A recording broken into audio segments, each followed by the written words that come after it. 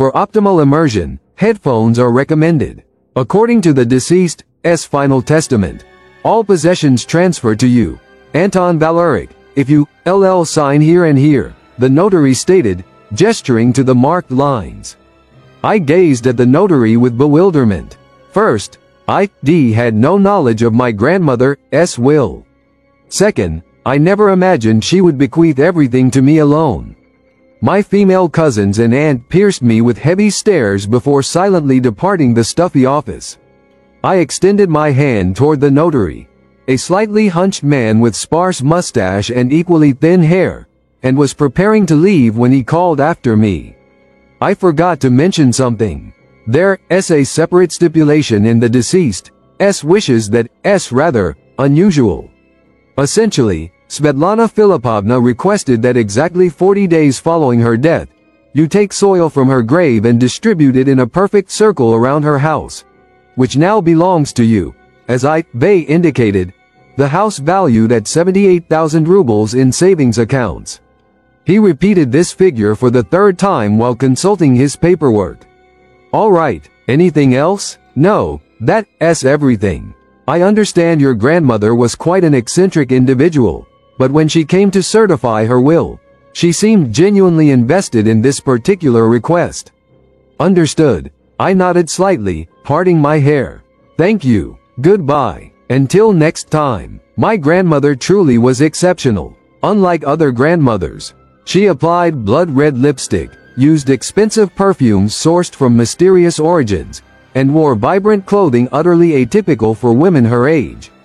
Villagers whispered she possessed supernatural abilities, though I never seriously considered these superstitious rumors. Despite her unconventional appearance, at-home grandmother was as tender, loving, and attentive as any traditional grandmother. I spent every school vacation with her in the village. Winter days began with her lighting the stove. Soon, the comforting scent of burning coal would spread. The house, having cooled overnight, gradually filled with familiar warmth. Afterward, grandmother would commence cooking. As mentioned, she differed from other grandmothers. Her culinary skills were subpar. Her pancakes tasted like cardboard, her pastries invariably burned, and her soups were terribly oversalted. Nevertheless, I consumed everything, pretending to enjoy it. I didn't want to upset grandmother, striving always to prevent her disappointment. When I learned of grandmother's passing, I wept openly like a child. I cherished her deeply, though lately my visits had become infrequent due to professional obligations and personal matters.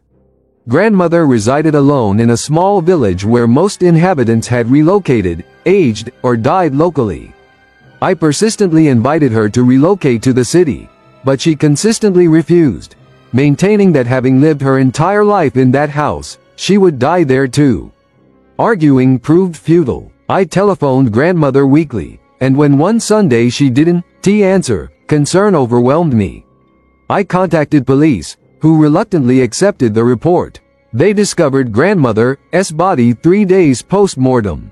Decomposition had begun, with fly larvae crawling across her chest. Initially, I couldn't accept this reality, unable to work or sleep, but eventually had to acknowledge it. Grandmother had reached 85, a respectable age, perhaps her time had simply arrived. On the 40th day, I visited the cemetery, placed flowers, cleared grandmother's grave, and collected some soil as she had requested. I couldn't disregard her final wish. This clearly held significant importance for her.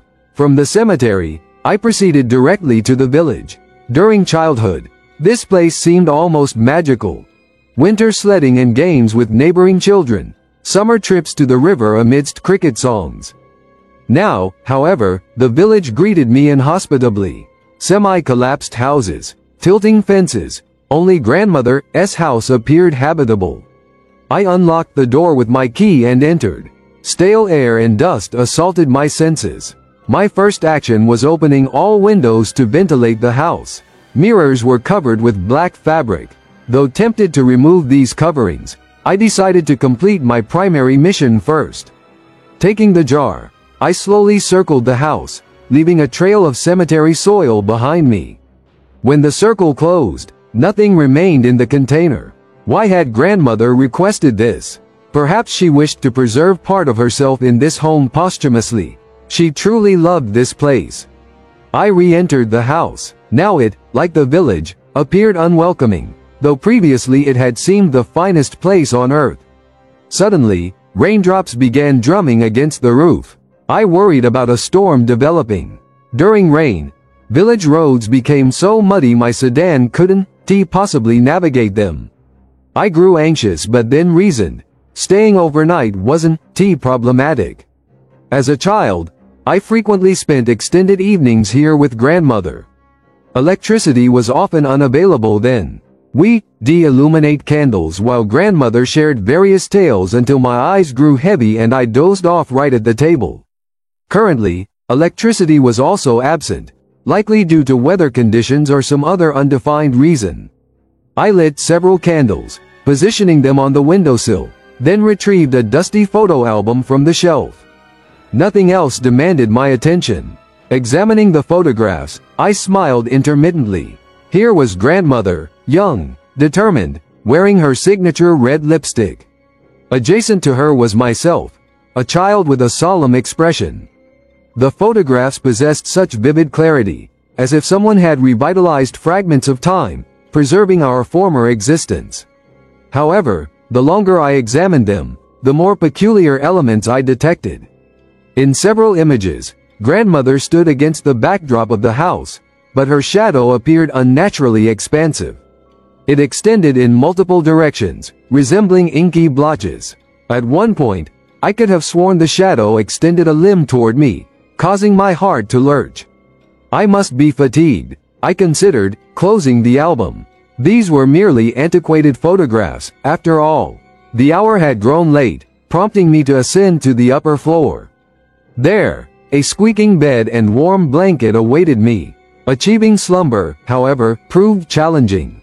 As I had feared, the rainfall evolved into a genuine tempest. Thunder reverberated against the walls while lightning fractured the sky beyond the windows.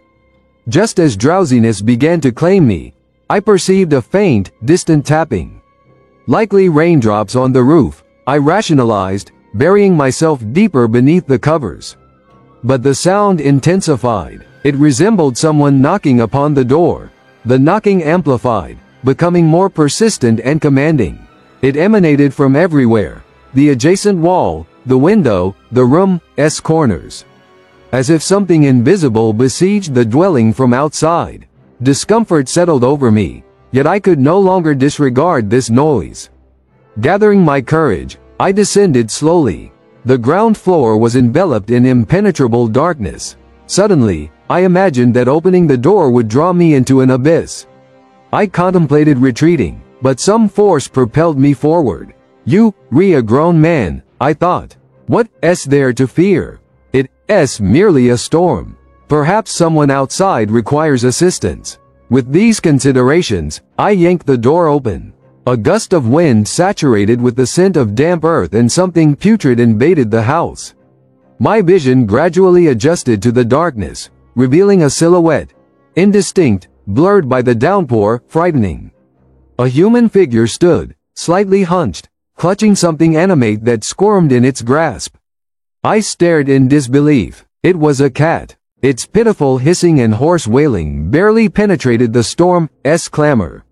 Abruptly, the hissing ceased, and the entity holding the cat, with an inhuman hunger, sank its teeth into the unfortunate animal's body, tearing it asunder. This moment stretched interminably until the figure slowly raised its head, as if sensing my observation. From the darkness gleamed two cold eyes, saturated with blood. The wind lashing against my face carried a sensation as if death itself, ravenous and somber, had materialized before me. I retreated one step, then heard a frigid voice calling my name, almost a whisper. Anton. Paralyzed, I attempted to inhale, but cold penetrated my chest, and my lips remained frozen with terror. Finally, I jerked, screamed maniacally, and suddenly awoke. Outside, the sun shone brilliantly. Morning had long since arrived. It was merely a nightmare, I thought with relief. Just a dream, nothing more.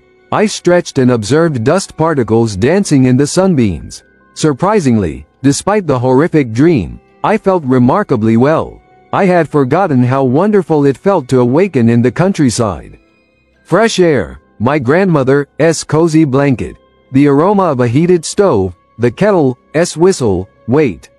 I sprang up abruptly, a chill spreading within me. I hadn't kindled the stove, nor could I have set the kettle, yet I distinctly heard it shrieking downstairs, accompanied by footsteps. Perhaps someone entered, I considered. Maybe a tourist sought shelter from the storm in an abandoned house, breaking in overnight while I slept through it. Unfortunately, these thoughts provided no comfort. Upstairs contained nothing that might serve as a weapon. I had no choice but to descend cautiously and quietly. I conquered the first step, then the second, the third treacherously creaked. Antosha, my boy, you awake? Everything darkened before my eyes. That was my grandmother's voice. There was no mistaking it, yet she had been lying in the cemetery, 20 kilometers from this house, for 40 days. My heart pounded in my chest. Somehow I composed myself and continued downstairs. In the kitchen, someone indeed moved about, clinking cups and plates. I stepped toward the doorway, peered through the opening, and froze solid. Standing by the stove was my grandmother. She bustled about, holding a kettle, shaking her head in that familiar way, lamenting that she hadn't finished preparations before I awakened. My gaze immediately noted that something was amiss. Her face, familiar down to the tiniest wrinkle, appeared deathly gray. Across her cheeks spread bluish patches, uneven and crimson, lividity marks. Throughout her flesh, here and there, repulsive larvae writhed, and the smell. Initially, I couldn't identify the issue, but then comprehension dawned. Grandmother emitted the stench of decomposition, corpse putrefaction, which she had attempted to mask with perfume bearing notes of lily of the valley and vanilla. That scent was unmistakable, her favorite fragrance, except now it smelled like decay poorly disguised by chemicals. This combination nearly caused me to retch. Grandmother's lips were thickly coated with vivid red lipstick. This shade appeared ghastly against her mortally pale complexion. It couldn't conceal the horror confronting my eyes. Why are you standing there? Come to me, embrace your grandmother. Her voice was gentle, familiar, yet profoundly unnatural. Like floorboards creaking in dead silence, she moved toward me, extending her arms. I observed her fingers, withered, contorted, reaching toward me. Her nails had blackened, as if impregnated with cemetery soil from the grave she had emerged from. I retreated. Glacial terror immobilized my body. Stammering, I forced out, "Grandmother, you deceased. How did you materialize here?" She laughed softly. "Through your assistance, little one. You scattered the soil, didn't you? So I returned to you. We live together now, finish our days, accumulate blessings, just like before." Then she advanced toward me, causing dread to engulf me completely. She positioned herself mere inches away. The nauseating odor of death, thinly veiled by perfume, constricted my throat, preventing inhalation. I sensed my back connecting with the wall. Retreat was impossible. Grandmother tilted her head slightly, and her eyes, which once radiated life's spark, now gazed dully and vacantly, reminiscent of lifeless fish on display. "Antoshenko, my darling, why behave like a stranger?" Her voice quavered. "Haven't you missed your grandmother? Weren't you anticipating my return?" "I missed you," I managed. She smiled, so benevolently that vertigo overtook me. This remained my grandmother, albeit transformed. "That's my good boy," she said gently, turning toward the table. "Now assist me, darling. Without me, the house has fallen into neglect, see?" I surveyed my surroundings. Windows coated with dust, floor littered with debris, dishes unwashed. "You were always my industrious one," grandmother continued. "Go. Fetch a bucket, bring water, then gather firewood, while I prepare something. We'll enjoy tea with pastries." Her voice, familiar, nurturing, resonated as if nothing had transpired, as if the 40 days since her funeral had never occurred. Thoughts raced chaotically through my mind. Run, escape while you still can. Yet another voice insistently whispered, "This is your grandmother, returned. Didn't you wish everything could revert to how it was before? Didn't you regret spending insufficient time with her? This is your opportunity to rectify that." My indecision lasted a moment which felt eternal, after which I reached for the bucket. Physical labor, I reasoned, might provide time for contemplation and mental organization. She had returned. Regardless of how, this remained my grandmother. I loved her, correction, still love her. How could I banish her? No. Who am I to determine her rightful place, in a grave or here, beside me? With these reflections, I carried water, chopped wood, while grandmother quietly whistled, preparing something in the kitchen.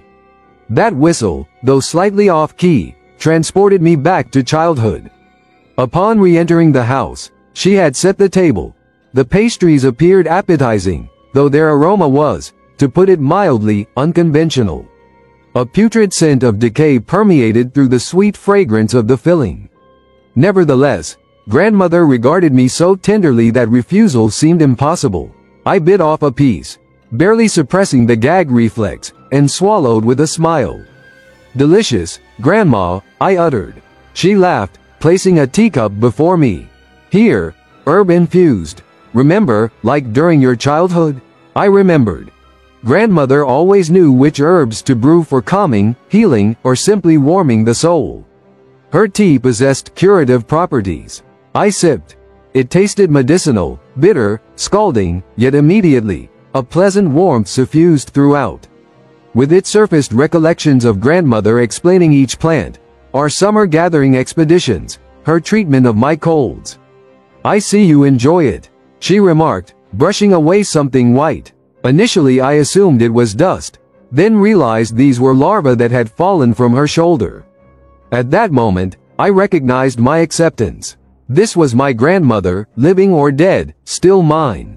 I could never abandon or betray her. "Grandma, shall we uncover the mirrors, since dinner's ready, since you've returned?" "No need, dear one. I'd rather not view myself this way, you understand."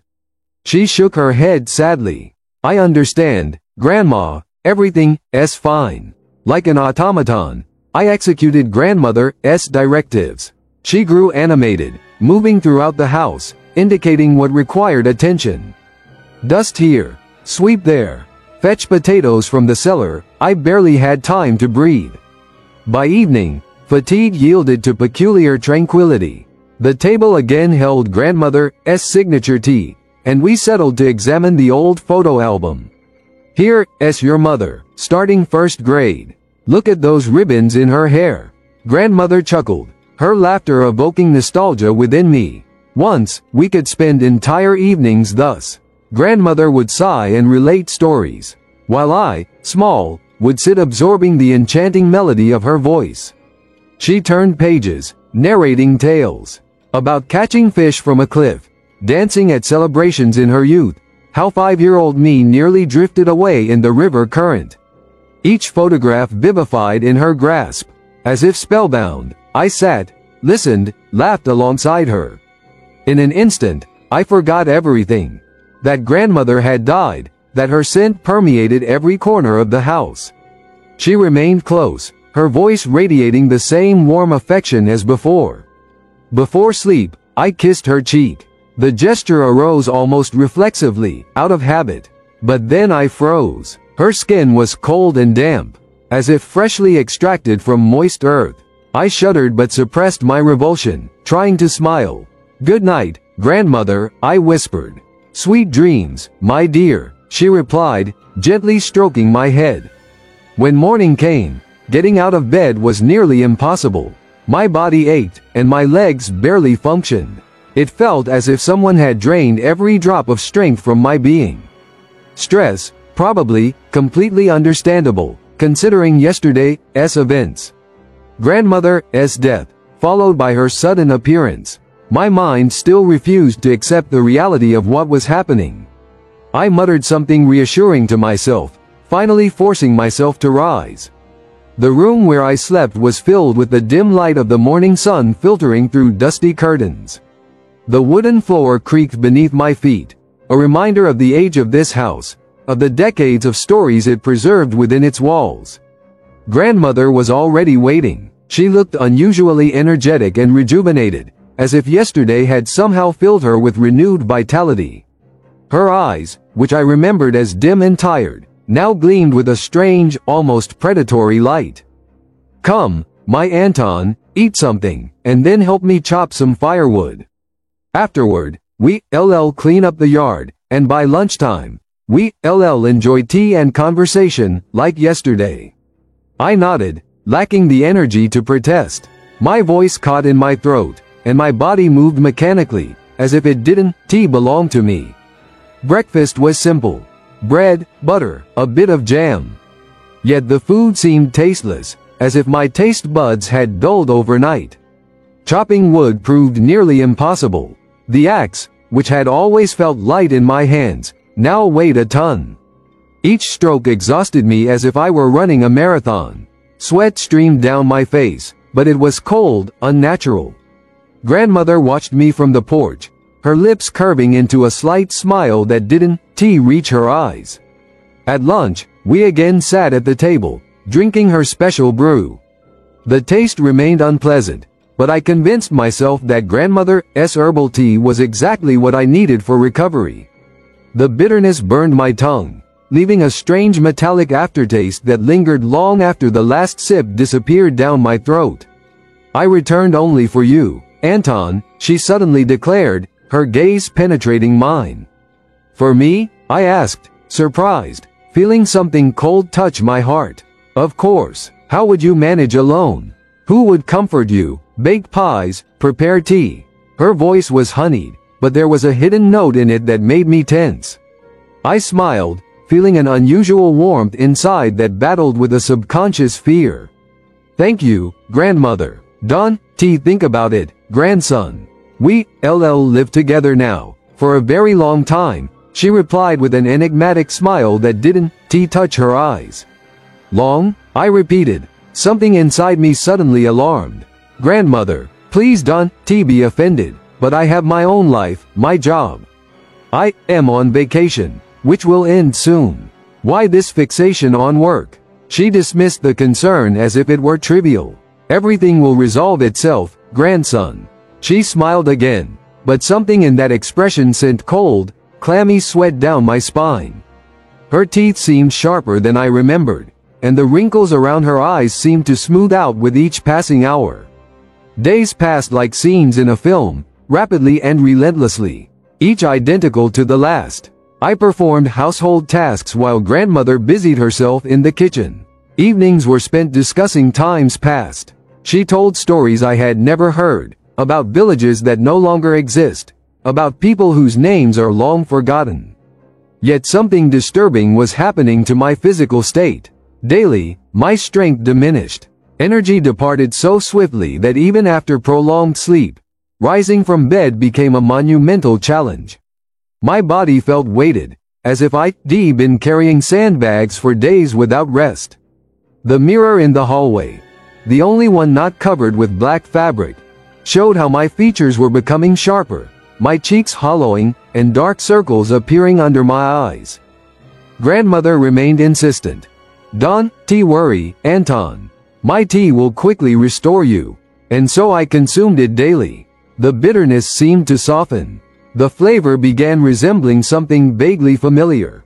A thought persisted that I should cease drinking it, but grandmother's heavy, insistent gaze left no alternative. Each time I tried to refuse, she became colder, her eyes darkened, and the air in the room seemed to thicken, making breathing almost impossible. Several days elapsed, perhaps a week. I lost count. Time flowed according to its own peculiar laws. My mobile phone, which I had brought with me, was dead, the battery drained, and I couldn't find the charger. Electricity in the house seemed non-existent, though the lamps burned at night with a strange, pale light. My skin began developing ulcers. The epidermis cracked as though unable to sustain its own weight. Suppurating wounds appeared on my hands, every movement accompanied by excruciating pain. The sensation was as if I were aging years in days. "Grandmother," I eventually managed to articulate, "I believe I am seriously ill." "That's all right, my dear. I'll prepare tea, it resolves everything." Her voice was honeyed, but her eyes gleamed with youth and strength I hadn't seen before. I drank, though even holding the cup required tremendous effort.